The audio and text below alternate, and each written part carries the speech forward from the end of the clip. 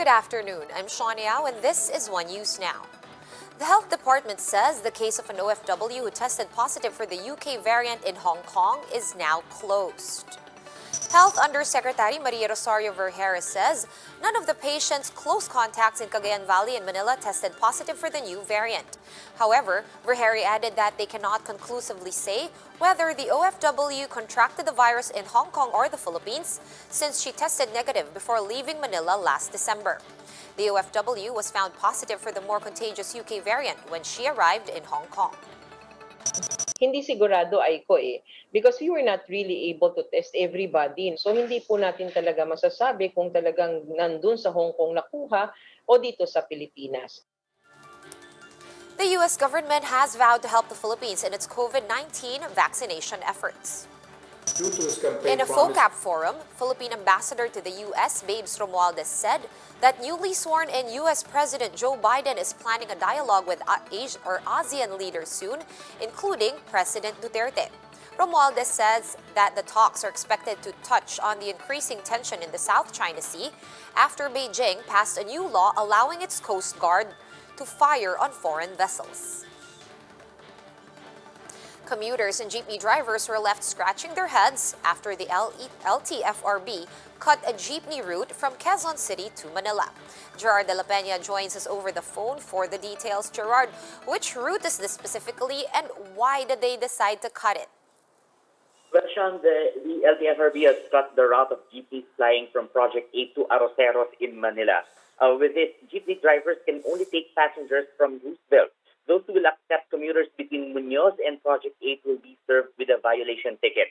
The LTFRB explained that the cutting of routes was due to the closure of U-turn slots along EDSA, which will prohibit them from crossing EDSA going to Manila. With this, passengers have no choice but to resort to the more expensive alternatives, such as taxis and habal-habal. Other jeepney routes in other areas of Metro Manila were also cut as the LTFRB continues to modify the route.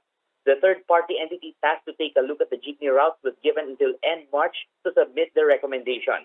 But for now, the LTFRB has reached out to the drivers' cooperative and asked them to submit a written proposal for the agency's consideration. Sean.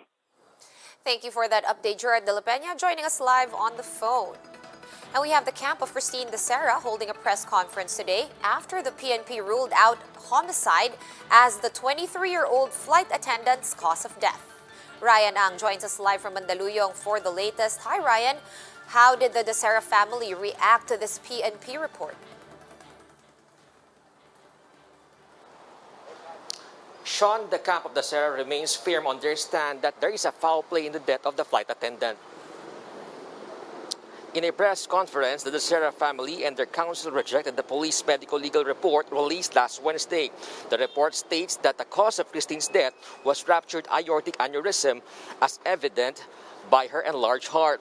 But the Becerra camp showed a physical exam of Christine which indicates that she was healthy and had no signs of hypertension.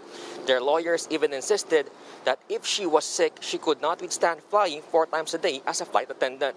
They also claimed that the report was not an autopsy at all because only her visceral organs were examined, and they doubt that the organs were from Christine's body as they did not give any consent to the PNP Crime Laboratory. With this, the Becerra camp wants to conduct a DNA test on the organs used.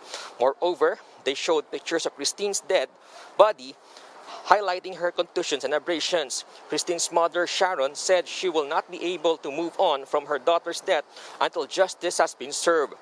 They are now waiting for the CCTV footages 3 days before and after the incident to pinpoint more people who should be included in the case. Sean, respondents to the case explained that the recent report was not an autopsy but a histopathological exam. The continuation of the preliminary investigation hearing into the case is scheduled on February 3. Sean. Thank you so much for that update, Ryan Ang of News 5, joining us live from the city of Mandaluyong. For more updates, visit News 5, the Philippine Star, and Business World online. Visit our website, onenews.ph, for more in-depth analysis. You can also catch One News on the Signal Play app. Register for a free account at www.signalplay.com and stream One News live anytime, anywhere. I'm Sean Yao. We are One News.